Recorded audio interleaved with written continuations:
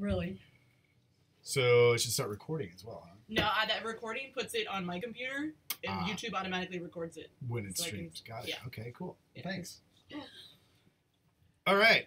Hi, everybody. Thanks for tuning in. This is the first time we've done this. If you'd like to say hello to Amanda, she's here. She can say hello. Thank you for setting it up, Amanda. But we had a lot of questions about financial aid.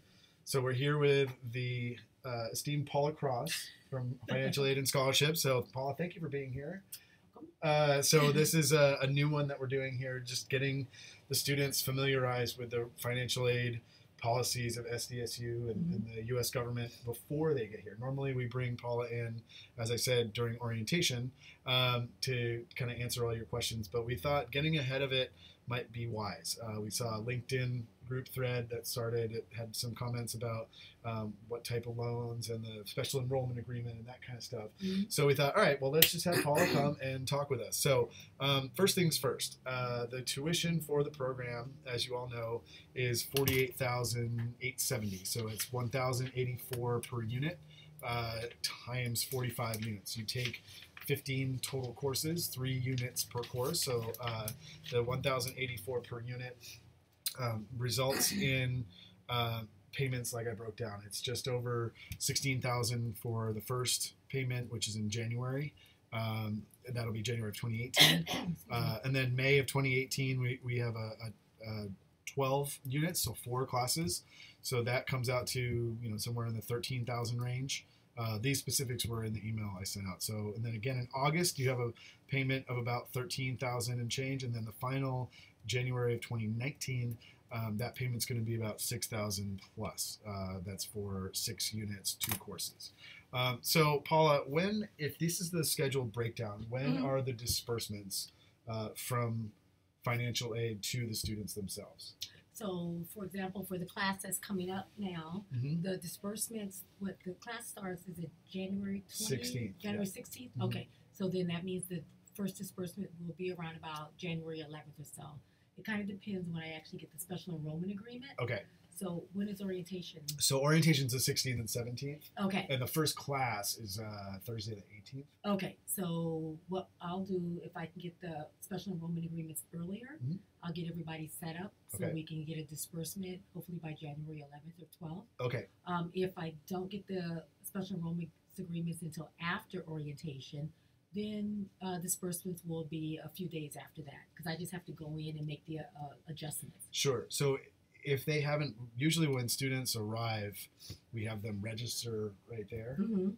So does it matter if the students aren't registered? Oh, yeah. Thank you for reminding me. Yes, so they can't register until they get here. Right. Okay. So that being the case, then they will not receive a disbursement until after orientation, after they register, and then I get the special enrollment agreement. So the way that works is we typically have you do all that when you arrive because it's extremely difficult for us to handle it all remotely while you're moving across the country, finding a place to live. Like that, we are trying our best not to bombard you with information and things that you have to do before you arrive here because I've been in those shoes before. I've moved all the way across the country and packed my car up. I know it's really difficult to worry about all these things. We've typically just had you register for classes when you get here. We send you a link while I'm standing there in the room, oftentimes while Paula is standing there and our colleague Jeanette Nivandro from the College of Extended Studies in the cashier's office. We're all standing right there so we can help you troubleshoot because you all sign up for the same classes. You all take the exact schedule. So we have the link where you sign up for those and then we say, when you go to pay, there's a link, there's a selection at the bottom. I pay by check, pay by credit card, or I am using financial aid to pay for this. Right. So let's say that I am one of the students and I'm using financial aid to pay. We're there on the 16th of January. I'm registering for my classes, and I click, okay, I'm getting financial aid. What happens then? So I give you, at that time, you have my special enrollment agreement. When would my disbursement be relative to the start of classes on the 18th? It should be a few days after that. So I want to back up for a second because we want to make sure that everybody has your FAFSA on file. So if you haven't already done so, you want to get that 2017-18 FAFSA filed, and you file it at www.fafsa.gov.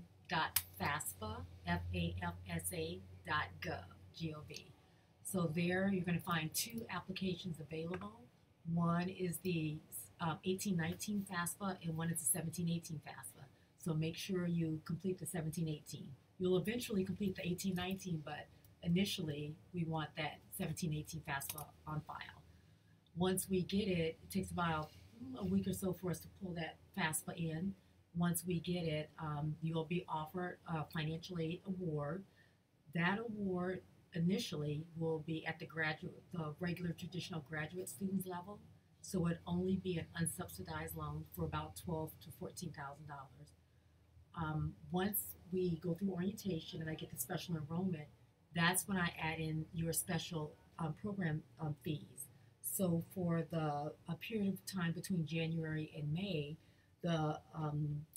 you take 15 units, right, for $1,084 per unit. So that equals to $16,260. Right. So what I do is when I go back to my office with the special enrollment agreements, I will add that $16,260 on to the existing award that you see. So when you initially get your award, you'll say, wow, this is not very much, but adjustments will be done on the back end. And that is when you can go in and activate your loan, and that loan you may have already activated the first part, but you can go back and activate an additional part. So that activation takes place where? Is that on the FAFSA website or the student web portal? AidLink. Yeah. And that's through SDSU. Right. So AidLink, AIDLINK, that's where you're going to go as part of your, I would assume you log in with your SDSU Red ID. Right. They're going to use their Red ID, Red Portal PIN number. They log into AidLink. It will actually send you an email once you have an award offer.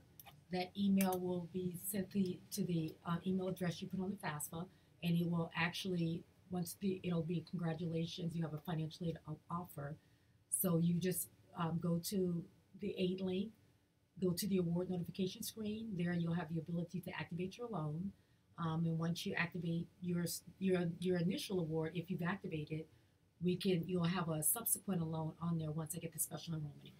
Right. And just to reiterate, there's no action item you need to do right now or before the holidays or before you arrive in San Diego other than getting your FAFSA on file for 2017, 2018. Yes. Once you get here, we will take care of you on all those things. We will, your disbursement will not be immediate because of the fact that we're doing it all once you get here. So we would assume probably within a week or so of process starting. If they activate their loans, it takes within about 5 to 7 days to actually get a disbursement. Okay. So it's really important to sign up for direct deposit. That's the quickest way to get your disbursement.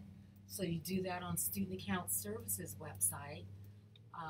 There they'll ask for your routing number to your bank account so they can put whatever disbursement you have available into your account directly. Otherwise, you'll have to wait for a paper check, and that does take a little bit longer. Right. So we're getting to some of the questions that we listed out. So knowing that it's a $16,000 260 tuition payment that is due, if once you do the special enrollment agreement, do you have a figure that the award amount goes up to? Yes. I just happen to have that information. So what we'll do is we'll increase your overall cost of attendance, your budget, which would include registration fees, your housing, miscellaneous personal expenses, transportation. It's a standard budget. We'll add that $16,260 to that. So your overall cost for one semester is about $26,000. So your unsubsidized loan will be bumped up to the federal max of $20,500, and then the rest of your cost of attendance would be made up of Grad Plus eligibility, and that'll be about $55.86. So between those two loans, you'll have enough to cover your registration fees, plus living expenses and things like that for one semester. Okay, so the $20,500, that's the unsubsidized federal loan.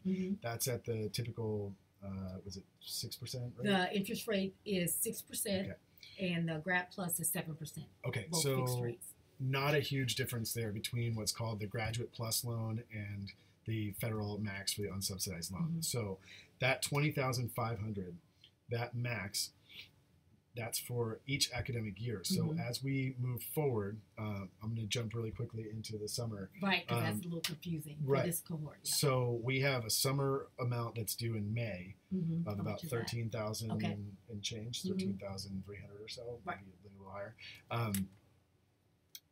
If you've used the 20,500 of the unsubsidized loan already, how do we handle that moving forward into what's the next academic year? Okay, so that's where the 18-19 FAFSA comes into play. So students will need to go in, complete your 18-19 FAFSA, and once we'll start awarding that particular application on that application sometime around about March, April. But anyway, once we get towards summer, students can pull forward. If you've utilized your full $20,500 in your unsubsidized loan based off the 17-18 FAFSA, then we can utilize your 18-19 FAFSA, pull that funding forward for use during the summer. And so last year, I think the summer cost of attendance was about $19,000. Students could utilize almost all of their unsub eligibility during the summer. And then what we'll do is for fall of 2018, spring of 2019, they'll have Grad Plus eligibility. Okay. Or if they don't want to utilize Grad Plus, then they have private loans that they could seek their own private loan and replace that instead of using the Grad Plus. And is there an advantage that you found in using a private loan versus the Grad Plus? Actually, from what I understand, private loans have variable interest rates, whereas the Grad Plus is fixed interest rate. So it's probably to the best interest of the student to have the fixed interest rate. Yeah. Right. So you do have to qualify credit. So they're both credit based. So you have to go through that process and be approved. So have good credit. So the Graduate Plus is sort of another name for another government federal loan. Right. Exactly. That's just categorized differently with a slightly 6% versus 7% higher interest rate. Right. So, I mean, looking back at it, you're probably going to consolidate your loans after graduation anyhow. That's possible. So there's not a big difference between the 6% and the 7%. Right. Okay. So I just would recommend, definitely want to have your credit in order, because to get anything beyond the unsubsidized loan, you will have to pass a credit check, whether it's a Grad Plus loan or a private loan. Okay, that's good. That's good information. So credit check and everything in order. So let's say, going back to the first semester, let's say my maximum unsubsidized loan is $20,500. Let's say I've been really working hard over the holidays and saved up $10,000 specifically to spend on my first semester. Okay. And I'm going to do it. Can I turn down part of that max? Can I use part of it? Absolutely, right. So on 8Link, you'll see the eligibility. You have the choice when you're going through that process to activate the amount up to the maximum. So if you only want to activate $5,000, you can activate $5,000. Work with Jeanette to pay the fees over the college extended studies. Activate what you want to activate, and if you do it that way, the eligibility from the 17-18 FAFSA can be used for summer, whatever the remaining eligibility is. Oh, excellent. Right. So that way you don't have to tap into the 18-19 eligibility for the unsub. Right. Perfect. So if you want to use that maximum and you have money saved up, it might make sense to not pull out the maximum here in the first semester, push it toward the summer, and then be able to pull out the maximum for the 2018-19, the rest of the fall schedule. Folks, just a quick note. I know there's a half dozen of you or so watching live. I believe there's a live chat window that you could type into. There's a little bit of lag, so if you have some questions that come up, I've got just a few more questions for Paula, but feel free to type something in if you've got any questions that you want to address directly.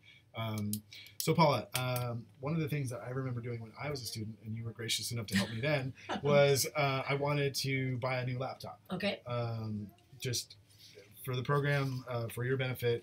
I'm personally a Mac person. I have I'm working on Amanda's Mac right now, and I have one in my office and a Mac laptop. But this program uses a lot of software that is very, very, very easy on PCs and very difficult on Macs. So if a student wants to come in and add, say, just a pretty run-of-the-mill $300, $400 laptop to that cost of attendance, what is the process for that? Okay, so that is called a budget increase. So budget increases if you actually go on our website right now, you'll be able to see the form. I thought I brought a copy with me. Oh, actually I did. Here it is. Yep. So the budget increase. So if you haven't already purchased a computer, let me start all over. Okay. So the budget increases are found on our website under the forms link. And so since your program starts in January, you'll be able to utilize this particular form to inflate your budget so you can receive additional Grad Plus loan eligibility. You actually will need to document that you paid for your particular laptop or your computer purchase. We cannot use cash receipts, so you will want to put it on some type of credit card because you have to document, show proof that you paid it, your receipt, and then a copy of your credit card, just showing the last 4 digits. You can black out the rest of the account number. And the purchases have to be made during your enrollment period. So if you purchase a computer right now, we wouldn't count that. So we need to wait until the spring semester starts because we will take into consideration purchases made during the enrollment period. Okay. So that'll be between January and I think the deadline will be like the 3rd week in April. So basically what you would do if you make the purchase, you would go on our website, you would print off under the forms link, you're going to print off the document that says student request for budget increase. Page 2 of the form is what will need to be completed and returned back to us with a copy of your documentation that you made this purchase. And when we go through, we can inflate your budget dollar for dollar up to a maximum of $2,000 for the purchase of a computer. Okay. And then that particular student can receive additional loan eligibility. And that's Grad Plus loan eligibility? Grad Plus, because the unsub has already been at the maximum. Sure. So anything beyond that would be either the alternative loan or Grad Plus. Right. So essentially, the Grad Plus for the first semester, if you took the maximum unsub is $5,500, that would bump that up to $6,000. Right. If you were able to document a $300 purchase. Right. $300 or $400 right. purchase. So essentially, you're using a 6% loan that gets paid off over time instead of putting it on your credit card and having that get dinged on a credit card interest rates. Yeah. So the student, they purchase it and then they can use the Grad Plus funds to help pay their credit card. What other types of purchases or expenses can go into that budget increase? Well, I just happen to have the information right here. So, and remember, all of these expenses have to occur during the enrollment period. So, for example, if you have a car and you have car repair expenses car broke down or you need oil change, show a copy of your work order and your receipt that you paid this purchase. Car insurance, things like that, we can prorate that for the period of enrollment. Extraordinary mileage, if you live some distance away, we can do mileage, but if you do a car insurance, because car insurance already has a mileage component built in, we can't do car insurance and mileage. So that would be something. Medical dental expenses that are paid out of pocket, things like that. Medical insurance, so if you're paying your own private medical insurance bills. We've already talked about the computer. Child care expenses, so if those of you who have children and you are paying child care expenses, we can look at the cost that you're paying while you're in school. So things like that are covered under the student budget increase. Great. So yeah, I mean, the ones that would typically apply the most would be any kind of auto insurance, if that's under your policy, because they assume that's part of the cost of attendance. So commuting to and from SDSU every day is part of your cost of attending school. We're not going to get into health insurance today. That's something that we cover at orientation. That is certainly a whole other entity, and we have the student health services representatives come over. Because Paula's area relates directly to finances, I wanted to get this one done ahead of time so you don't stress about financial aid over the holidays. We have a question here, right here. It says, just to clarify, the interest for loans compounds monthly. So if you have money saved up for this semester, it would be better to accept more loans later on because it would be cheaper. Right. So actually they are quarterly. So you receive statements from your unsubsidized and Grad Plus. You'll receive quarterly statements from a direct loan servicer. And so let's see here. You said if the money saved up from this semester would be better. Yes. So if you have money saved up, absolutely it would be better to utilize those funds, and then you would activate your loans as a last resort. Mm-hmm. And pay them off at different rates too. If you have grad plus loans at 7% and unsubsidized loans at 6%, you know what to attack first. Right. And that's definite. And so anything you add here, that's just going to go on to the grad plus. So that's a 7%. So we're talking about, if you want to loop in the auto insurance, it's not going to be that much for the first, during the time you're here. If you think about it, you're really only enrolled for a total of 18 months. So whatever your annual fee for auto insurance is times 1.5, it could be added to your grad plus. Mm-hmm. Same thing with a computer. I mean, if you want to just get it now and get used to it and be comfortable by the time you show up, fine. But if you would like to add it to that, that's just an option we want to offer you. I'm sure it's not, computers are not what they cost back in 2005 when you and I were dealing with this. So the mainframe that I had to buy for $1,200, whatever it was, is a lot easier now to go ahead and go for it. So the other questions that we had, we talked about disbursements. We talked about the total amount of the unsubsidized and subsidized loans not covering the entire amount. Like we said, it's $20,500 per academic year. Since you go over 2 academic years, that's $41,000, and our total tuition cost is $48,780. So that difference there will be made up in grad plus loans. Right. Beyond that, paying your rent, putting gas in your car, paying for your cell phone, buying food, all those things, that if you came here without a penny to your name, that can all be covered if you have grad plus eligibility because you crash a credit check and everything, or go out for a private loan. So if you look at this, it's not a daunting amount of money to have to go out of pocket for if you don't have that. But like the question asks, if you do have money saved away and you want to put some of this toward it, use it earlier. Yeah, exactly. Earlier on. And you can pay, like we said earlier, you can pay by credit card, by check, or if you're using financial aid, some combination of financial aid and that. So if you want to take $5,000 in unsubsidized loans and pay the other $11,000 in tuition with a credit card to get the miles, good for you. We can go ahead and do that, and you can get your free Southwest flight or whatever it wants. Any other questions? We'll kind of wait for a second here, but it looks like that's the only question we had so far. Any other typical questions you get from sports MBA students that you can recall, or graduate students in general that are like a little bit confused about AidLink? The initial confusion is when they initially receive their financial aid offer, because the cost of attendance doesn't include the SIMBA fees. Right. It's smaller, and people are like, oh no, I don't have enough money to cover. But trust, we will, once the special enrollment information comes in, adjustments will be made, budget inflated, so you'll be able to activate a higher amount of loan eligibility to cover those expenses. And I think the summer actually is the most confusing one, because we have to use 2 academic years. Right. Like we spoke about earlier, if you've utilized your full eligibility for the 17-18, you can pull forward loan eligibility, the unsub loan, from 18-19, and then use grad plus eligibility during the fall and spring. Right. Yeah. So make sure you get your FAFSA done. Make sure that you go in and familiarize yourself with AidLink.